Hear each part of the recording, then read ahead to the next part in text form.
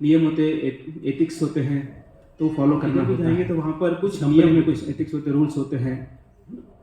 School college में जाएंगे तो उधर भी कुछ नियम होते हैं। अगर नियम नहीं पालन करेंगे तो ज्ञान हम अच्छी तरह से प्राप्त नहीं कर पाएंगे, किधर भी जाइए, वो कॉलेज हो, ऑफिस हो, कहीं पर भी हो। वैसे जब मंदिर में आते हैं तो वहाँ पर कुछ रूल्स एंड रेगुलेशंस होते हैं। लेकिन कई बार लोग बोलते हैं कि मंदिर में जब नियम लगाते तो वहाँ पर लोग ऑब्जेक्शन लेते हैं। लेकिन वही नियम अगर आप कहीं अलग जगह पर या फिर डॉक्टर के पास जाते हैं या फिर कोई होटल में जाते हैं, वहाँ पर नहीं, वहाँ पर फॉलो करते हैं, कोई ऑब्जेक्शन नहीं होता। बोलेंगे भैया डॉक्टर अभी बहुत सारे अपॉइंटमेंट है उनके, तो आपको रुकना पड़ेगा 2 घंटा, तो रुक जाएंगे। कई बार 1-1 महीने के बाद अपॉइंटमेंट मिलता है, रुक जाएंगे। लेकिन मंदिर में बोलेंगे थोड़ा रुको लाइन में, क्या करेंगे, पीछे से घुसने का प्रयास करेंगे, उधर से घुसने का प्रयास करेंगे, या फिर क्यों, है ना, ये सवाल आ जाता है, ऐसा क्यों। तो जो ऐसा जो है, जब ऐसा आता है तो हम उसका लाभ अच्छी तरह से प्राप्त नहीं कर सकते। या अगर कोई घुस भी जाता है तो उसको अच्छी तरह से उसका जो है रेसिप्रोकेशन नहीं होगा, किधर भी हो। तो वैसे ही जब मंदिर में आते हैं तो मंदिर में आने के बाद कुछ नियम होते हैं। वो नियमों की पद्धति क्या है तो हम देखेंगे, कुछ देखेंगे, ऐसे बहुत सारे हैं, लेकिन हम थोड़ा सीखेंगे। जैसे आज थोड़ा सीखेंगे, फिर अगली बार हम दूसरा कुछ जो है टॉपिक्स है उसके ऊपर चर्चा करेंगे। तो ये नॉलेज जब गेन करना है हमें, तो उसके लिए एक चीज़ बहुत इंपॉर्टेंट होती है। कोई बताएंगे कौन सी चीज़ इंपॉर्टेंट है जब हम ज्ञान प्राप्त करते हैं या ज्ञान प्राप्त करना है हमको, उसके लिए कौन सी एक चीज़ इंपॉर्टेंट होती है? यस, नम्रता, डिसिप्लिन। तो नम्रता होनी चाहिए, करेक्ट। तो हम किसी से आशीर्वाद लेते हैं तो हम क्या करते हैं, सीधा खड़े रहते हैं कि झुकते हैं? झुकते, तभी जाकर आशीर्वाद हमें प्राप्त होगा। तो वैसे ही विनम्रता बहुत महत्वपूर्ण है। अगर नम्र नहीं है तो हम ज्ञान प्राप्त नहीं कर पाएंगे। अगर हमें अहंकार है तो हमें ज्ञान प्राप्त नहीं होगा।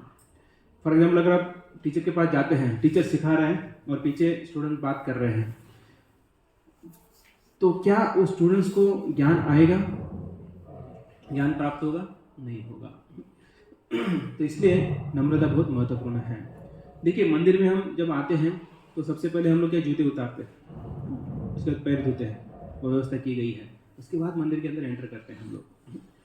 तो ये प्रणाम मंत्र हम देखेंगे, लेकिन उसके पहले हम ये थोड़ा देख लेंगे।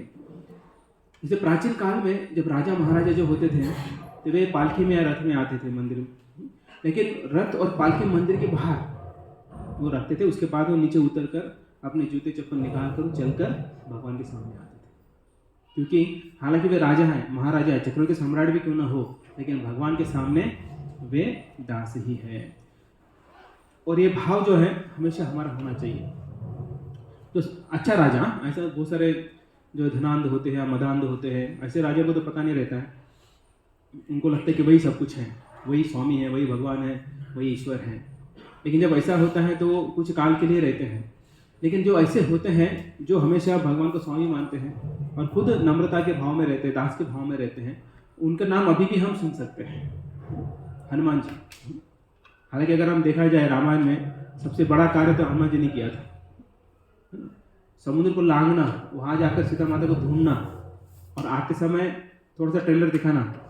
कौन सा ट्रेलर दिखाया था हनुमान जी ने?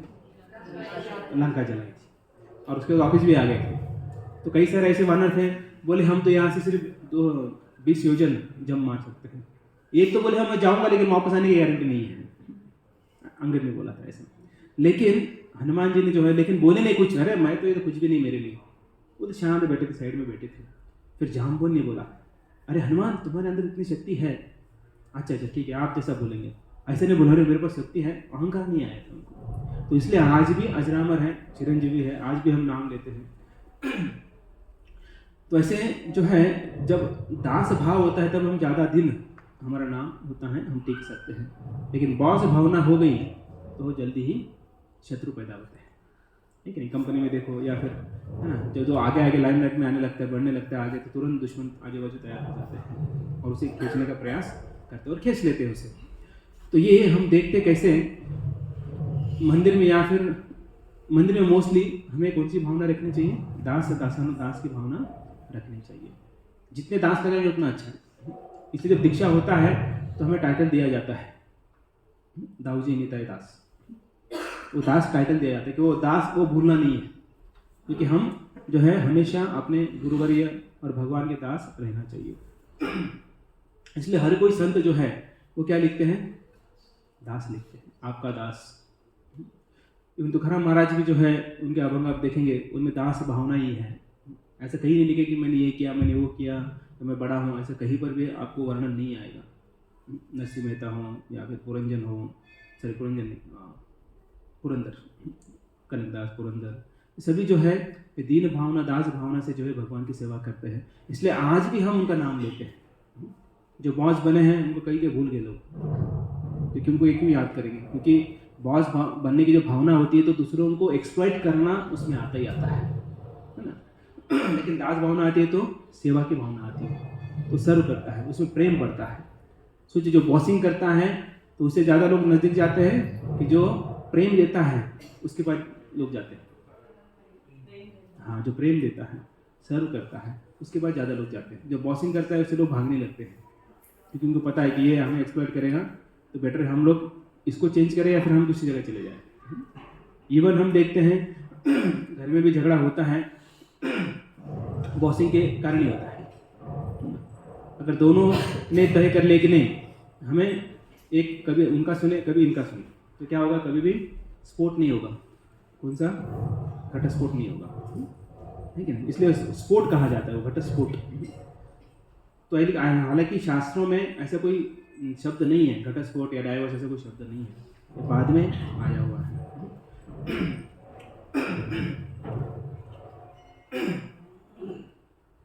तो इसलिए जब दास दास की भावना कब आएगी, जब हम उसके लिए कुछ कार्य करेंगे।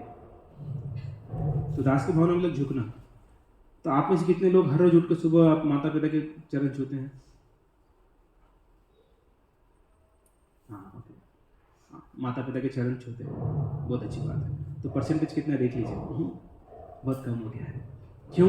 क्योंकि अभी वो भावना हमारे से थोड़ा दूर जा रही है।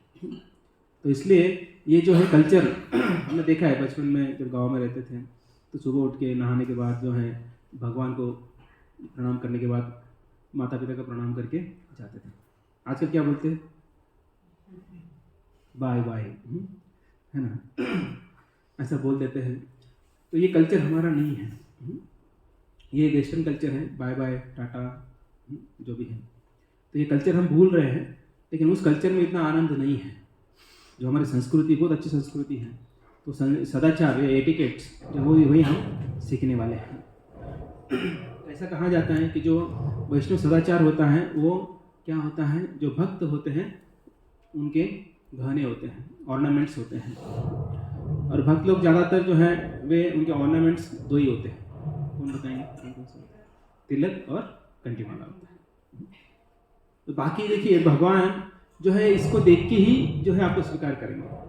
आप कितना 100 तोले का हार पहनो या 1 किलो का कड़ा पहनो सोने का, तो भगवान देखने वाले नहीं। यमदूत पक्का देखेंगे, यमदूत पक्का देखेंगे, वो लिए अपना कैंडिडेट है। जिसके माथे पे तिलक है और गले में कंठी माला है तो यमदूत बोलेंगे आपने कैंडिडेट नहीं, इसको हाथ नहीं लगाना।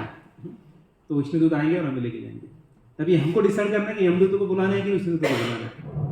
तो यमदूत जो है रेडा मतलब क्या बोलते हैं उसको,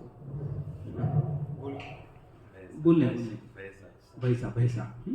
भैंसे पर आते हैं और साथ में बुलडॉग्स लेके आते हैं।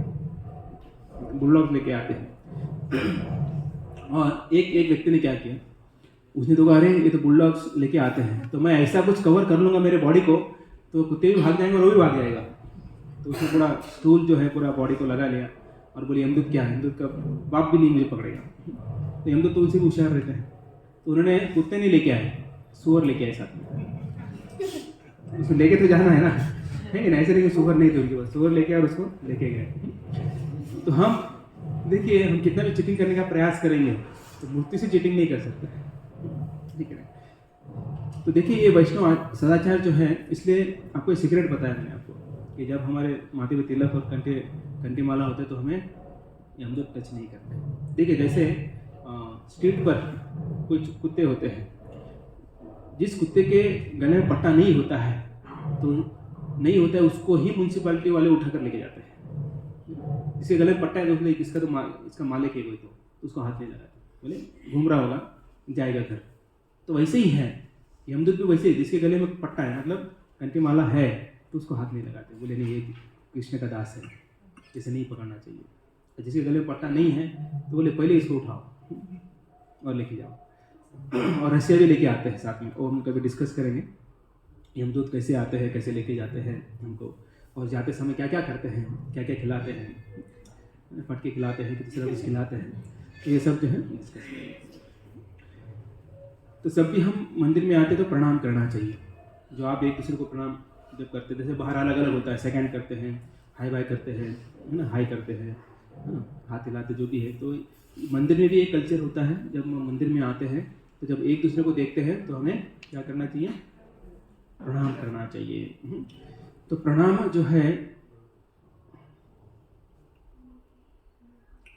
2 प्रकार के प्रणाम होते हैं, एक पंचांग प्रणाम होता है और एक साष्टांग प्रणाम होता है।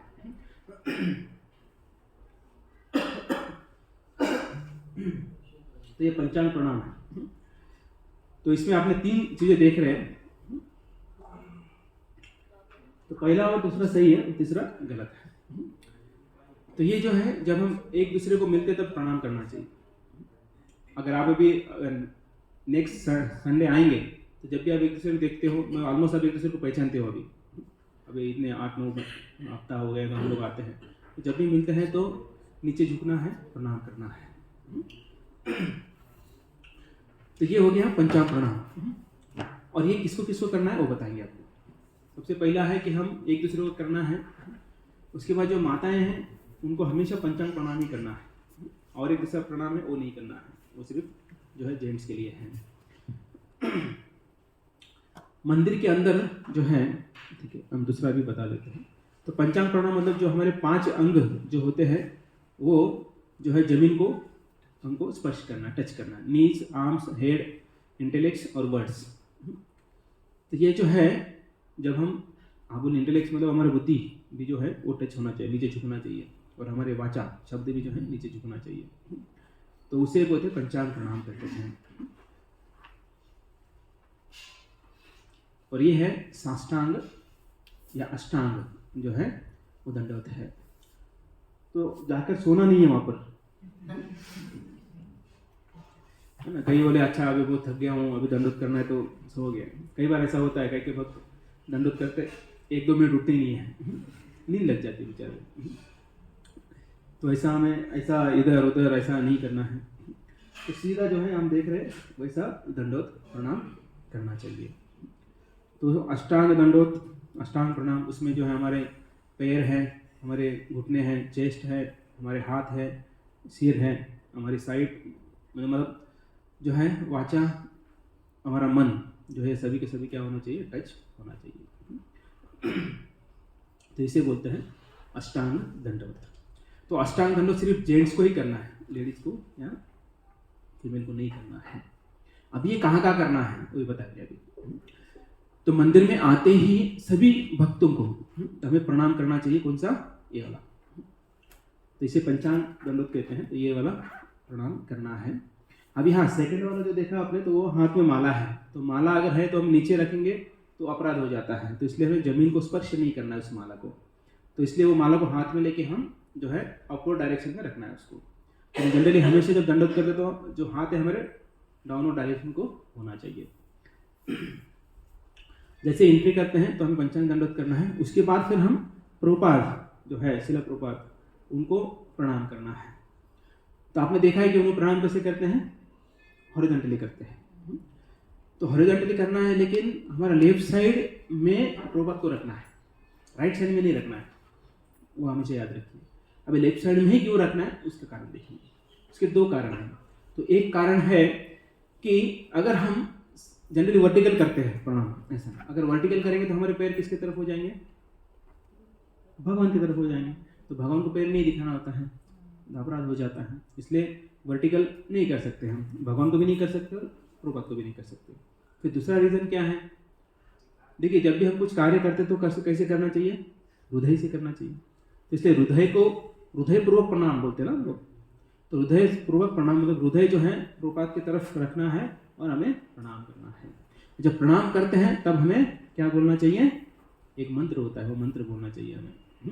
नमो विष्णुपादाय कृष्णकृष्णाय भूतले श्रीमते भक्ति वेदांत स्वामी इति नामे नमस्ते सरस्वती देवे गौरवाणी प्रचारिणे निर्विशेष शून्यवादी पाश्चात्य देशतारिणे।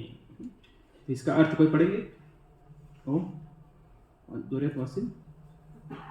I offer my respectful obeisances into His Divine Grace, A.C. Bhakti Vedanta Swami Prabhupada, who is very dear to Lord Krishna.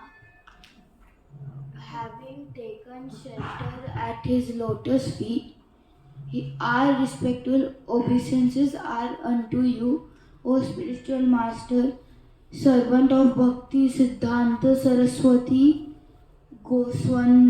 Goswami. You are kindly preaching the message of Lord Chaitanya Deva and delivering the Western countries which are filled with impersonalism and voidism. Yes, thank you. तो शिल प्रभुपाद का यह प्रणति मंत्र है, जो भक्ति सिद्धांत सरस्वती ठाकुर जो है उनके शिष्य हैं। तो भक्ति सिद्धांत सरस्वती ठाकुर जो है आपको दिखाई देंगे कहाँ? जो राधा कृष्ण का डीटी है वहाँ पर नीचे देखो ना, छोटे छोटे डीटीज है, तो वहाँ पर जो है उनके गुरु का जो है मूर्ति दिखाई देगी। ऐसा कहा जाता है जब